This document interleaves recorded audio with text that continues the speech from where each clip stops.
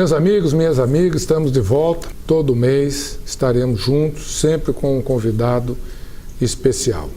Hoje nós temos aqui como nosso convidado, agradecer o convite, Maurício Herma, que tem comandado o programa Telescópio aqui na TVI, interagindo com as pessoas, com a população, com o meio político.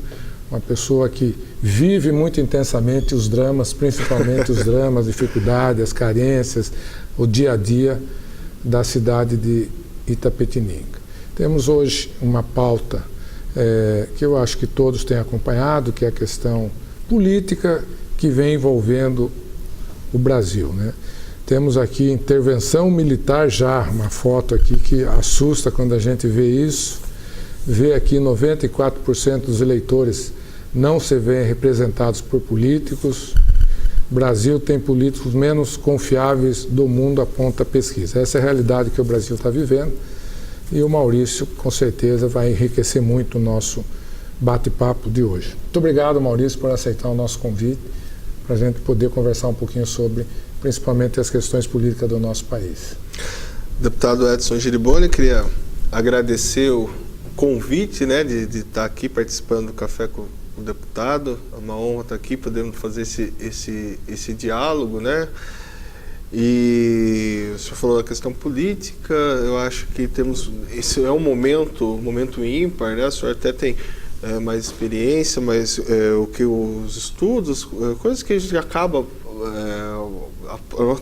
a minha profissão de jornalista exige, nos dá alguns nortes, algumas coisas aí. Eu acho que vai ser bem bacana esse bate-papo. O bate-papo sobre um assunto que, no fim, acaba envolvendo toda a população do Brasil, porque a política é uma ferramenta que pode ser utilizada para o lado do bem e para o lado do mal, né? Então, interfere com a vida das pessoas, as pessoas gostando ou não das questões políticas, mas muitas das decisões do futuro do país e da nossa história passaram por decisões políticas. Mas a primeira fotografia que eu tenho aqui, Maurício, é intervenção militar já. O que você acha dessa frase e de parte da população do Brasil defendendo uma intervenção militar? É uma parte pequena da população que vem pedindo, né, a intervenção militar. Algumas pessoas, elas entendem esse período da ditadura militar como um período economicamente e também um período do ponto de vista onde se não sabia as questões de desvios de verba. As pessoas não têm, algumas dessas pessoas não têm a noção de que aquilo era essa realidade, principalmente no que tange o desvio de verbas públicas. Isso ocorria, mas não era possível ser noticiado pela imprensa, né? As pessoas não tinham a liberdade de expressão também para colocar as suas reivindicações em pauta. E algumas dessas pessoas também, por a questão da segurança, hoje a gente vive um momento de segurança pública muito complexo, no qual elas acreditam que, através de um governo militar, os índices de assalto, homicídios e outros números relacionados à segurança pública que assustam realmente grande parte da população, eles iriam diminuir junto a essa intervenção militar. Essa é uma opinião minha, né? Eu enxergo, eu acho que o período da ditadura militar foi um período no qual foram cerceadas as liberdades, onde muito que também que é resultado do cotidiano de hoje, do cotidiano econômico, são resultados de coisas que nós não tínhamos acesso naquela época, e ainda muitas dessas coisas nós ainda continuamos não tendo acesso.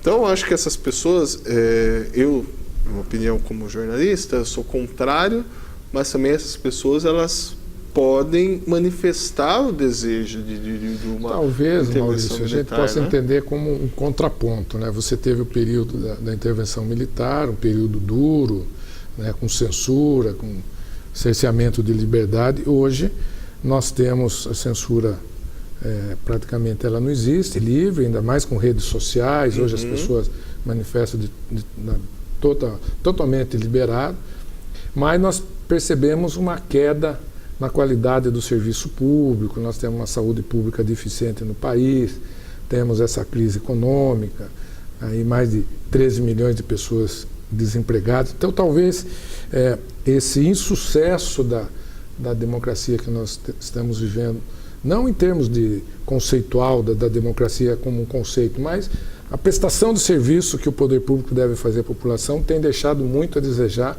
no Brasil como um todo. Então, talvez seja, no meu modo de ver, uma manifestação da insatisfação da população brasileira com o modelo de governo que nós temos. E qual é o contraponto da democracia? É uma ditadura, né? Talvez não seja que queiram a ditadura, essa parcela da população que defende, mas um recado para a classe política do país, falando: vocês têm que melhorar o que vocês estão fazendo hoje.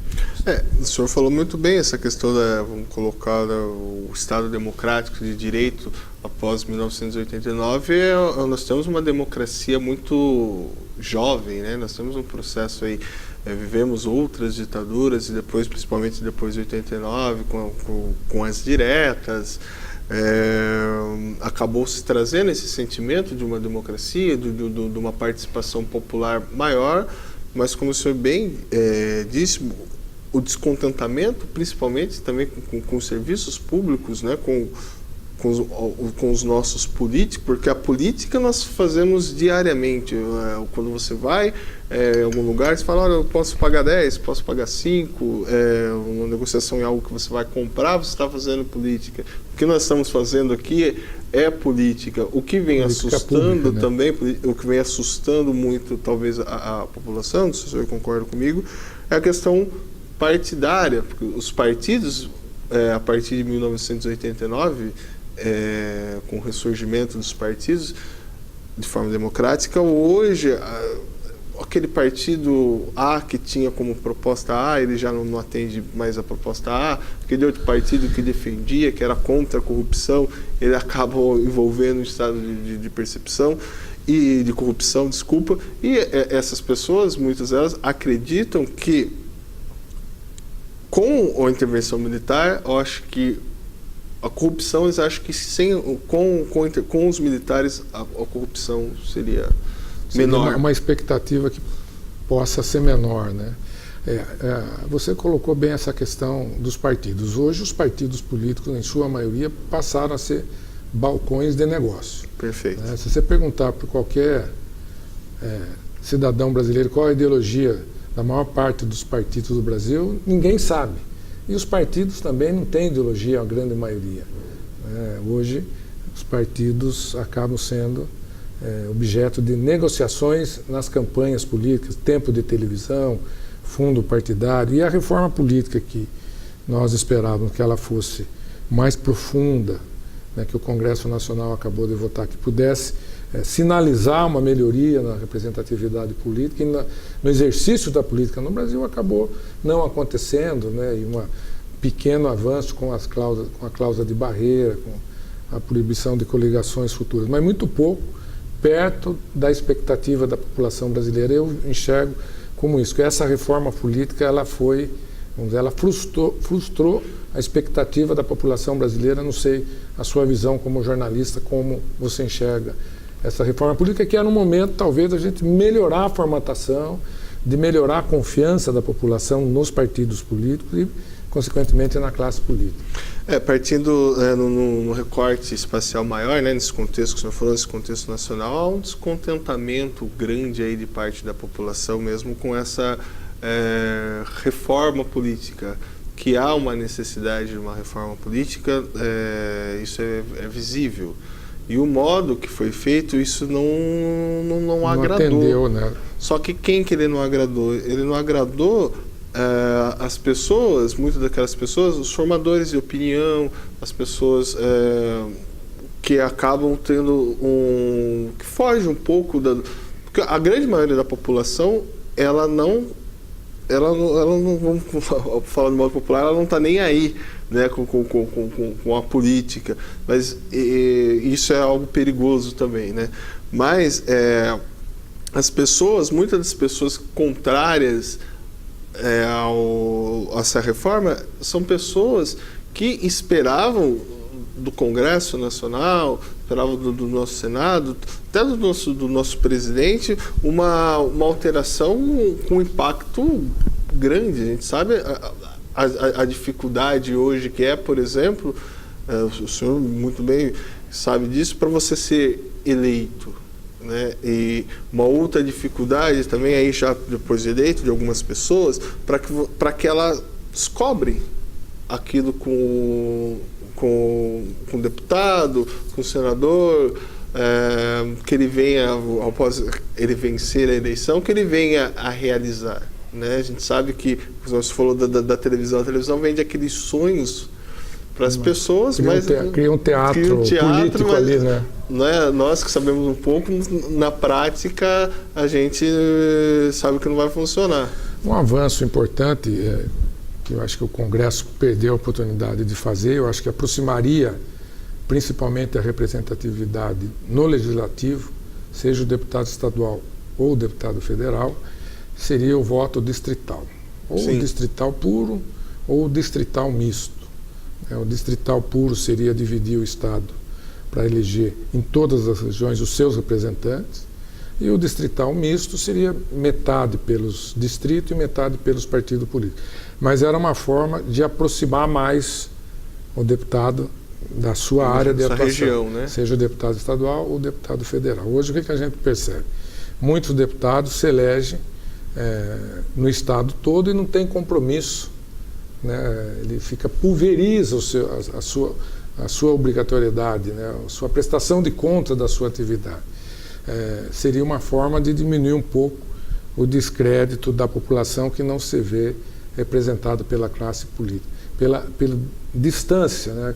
Vê o candidato no período eleitoral, vota nesse ou naquele deputado, aí passa os seus 4 anos, o deputado não trabalha, não dá satisfação, não está à disposição, não justifica o voto que teve daquele eleitor, mas volta dali a 4 anos também. Isso cria para o eleitor uma frustração e uma decepção, né? Porque o voto dele, que deveria ter valor, acaba não sendo valorizado por esse modelo político que nós temos hoje no Brasil. Eu acho que o voto distrital teria sido um grande avanço. Não sei como você enxerga essa questão da representatividade através do voto distrital. Puro ou misto, mas de qualquer forma, você permitiria a aproximação dos deputados junto à população. Eu também defendo essa ideia, eu gosto da ideia do voto distrital, mas eu defendo também, deputado, que dentro dos partidos políticos, por exemplo, vamos supor, o deputado Edson Giriboni vai concorrer pelo PV, que haja uma prévia, né? Se as pessoas filiadas, elas vão escolher, olha, temos aqui para a nossa região o deputado Edson Giriboni e temos mais um outro deputado.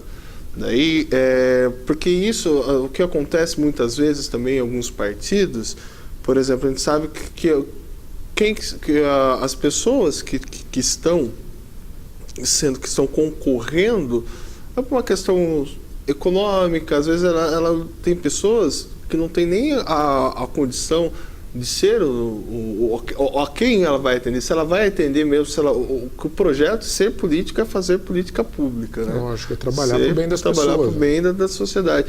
E ela nem vai vir dentro com essa proposta, mas uma série de outros fatores a levam a ser candidato. Então eu acho que junto com essa proposta do distrital, também trazer essa questão para que os próprios partidos essa questão seja colocada na prática. Também o senhor falou a questão da representatividade, que as mulheres têm a representatividade, que os negros também têm essa representatividade, e eu acho que isso tem que ser algo de todos os partidos, né? Você trazer essas minorias que historicamente tiveram ausente de um processo, seja a população que vai avançando. Na questão das mulheres já houve um avanço. Sim. Quando obrigatoriamente 30% das candidaturas elas têm que ser de um outro sexo. Aí não quer dizer que tem que ser 30% de mulher. Ou é 30% de mulher ou é 30% de homem. É uma maneira de você induzir que também outras parcelas da sociedade possam participar do processo político. Mas a gente vive um momento importante. E o ano que vem, Maurício, nós vamos ter eleições nacionais. Presidente, senadores, governadores, deputados federais e deputados estaduais. Eu acho que a população ela tem sofrido demais, né? Todos os indicadores econômicos, sociais mostram o quanto que o Brasil vem sofrendo, o quanto a população está pagando um custo pelos erros. E aí nós podemos elencar corrupção, má gestão, inchaço da máquina pública. Então, a população sofre com isso. Mas eu acredito que é momento da população fazer a sua parte. A população dar a sua contribuição para a gente ter um Brasil melhor. Que recado você daria para a população nesse momento que ela pode exercer o seu poder de mudar o país, que é através do voto? Essa pergunta é difícil. Mas o recado que eu dou à população é que ela pesquise sobre o seu candidato, que ela entenda quais são as propostas que ela tem nos diversos níveis, até porque eu enxergo que hoje, das mais diferentes esferas, nós não temos um projeto de país, né? Eu enxergo poucos horizontes quando se pensa no projeto municipal, quando se pensa no projeto estadual, como se pensa no projeto nacional. Eu acho que as pessoas, falando de política pública, elas têm que pensar num projeto nacional. Então, que elas reflitam que país que elas gostariam. Daí eu vou procurar o candidato A, vou ver quais são as propostas dele, mas espera aí, essas não encaixam com aquilo que eu quero. E o candidato B, está dentro daquilo que eu quero. Mas também dentro daquilo que eu quero, ver a realidade da possibilidade de execução. Já falamos há pouco, alguns políticos vendem a ilusão e isso acaba frustrando, confundindo a população, confundindo a pessoa. Então, ela pense, que ela entenda também, olha, o que eu quero para o meu município, quem são os responsáveis, o que eu quero para o estado, quem que são os responsáveis, o que eu quero para o meu país, quem são os responsáveis, né? E eu acho que é um bom caminho, que às vezes eu não posso cobrar do senhor algo que não está na sua esfera, mas hoje, no senso comum, o senhor sabe muito bem disso, acabam cobrando talvez em coisas... Tem muito disso, né? Você cobra a responsabilidade de pessoas erradas. De quem não é. Mas nós vamos para um cafezinho e já voltamos.